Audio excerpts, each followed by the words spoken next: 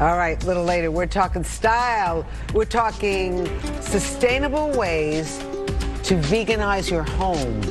Interesting. What? I didn't know you can veganize your home. You sit on those plastic covers that, you know, your grandma used to have over the couch. Oh, right. Right. Good Day's coming right back. From Fox 5 New York, it's time for more Good Day New York. It's Earth Day. Christal Young is showing us sustainable ways to decorate and veganize your home. So it's Earth Month. Time to think about how our choices affect the planet, even when it comes to interior design. Christal Young, I never thought about that. You know, I never did either, which is why I think this is such a good informative segment. So let me just give you a 2-second backstory on our expert, Risha Walden. She said, I became a vegan about 7 years ago, and so my food choices made me think, well, how can I be vegan in interior design and pass along tips that are really going to be people making choices that are good for the earth? Well, she has figured out a lot, and she is passing it on to all of us. Take a look.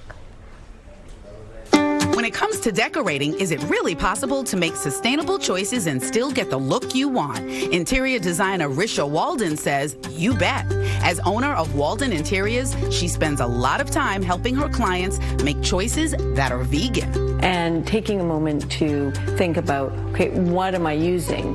And also, why am I using it? Risha thinks one of the easiest ways to be sustainable is to repurpose items you already own so they don't wind up in a landfill. And never underestimate the power of paint, which, by the way, transformed this formerly dark brown table.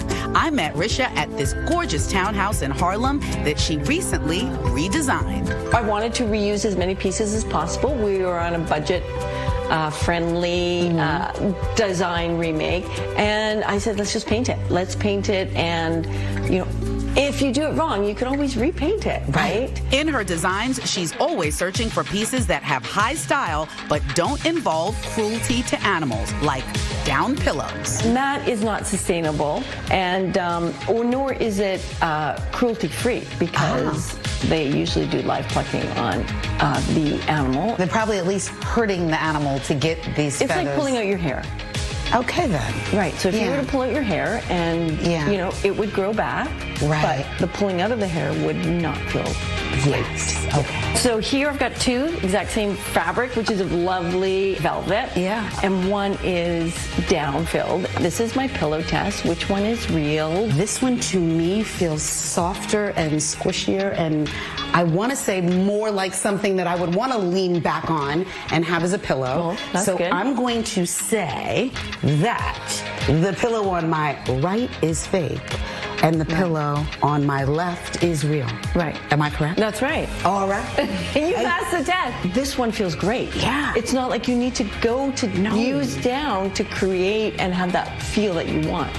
I love how good these fakes are. What is this made of? Right, that's a polypropylene, polyester, man-made fiber, replicating the animal furs without the cruelty attached. These are fantastic. They are. Wait, you have to say it like that. Fantastic. I mean, they really fantastic. Wait, let's say it again. Fantastic. And how can you tell what's real or faux? You're going to be able to tell by the back. So you can see that there's no skin on the back. We've seen this in fashion, how they're moving away from fur. And so a lot of companies, it's a demand that we are requesting as consumers. And because of that, they are searching for and creating the products that we want to see and use. Here are some leather samples, crocodile. Right? Fantastic. Yes. Fantastic. And look at these colors. That's a snake skin. That's good. Right. This is faux silk. So we don't think of silk as being cruelty, you know, full of cruelty, but it is because it's silkworms that make their cocoons, and then in order to get the thread, you actually have to boil the cocoons with the worms in them live, and then unthread it. So yeah, this is giving you the look and feel of silk, and so many different colors. It's more sustainable because it lasts longer. It's more durable. It's not going to discolor. And I use this a lot in drapery because we want that sort silk look. More sustainable choices in the kitchen. And this table and chairs, such a fun, funky look. These are not new pieces. No, they aren't. And this is what we were speaking about before, about the sustainable design. These are old 1950s. These are chairs that have been around for a long time. But what we did is we put faux leather on the seats. And the table got a makeover with blue paint on the top and gold on the base. Risha Walden's interiors are stylish proof that by making more thoughtful, sustainable choices, you can save the planet and still have a beautiful home. All So right. pretty. Good things to think about, right?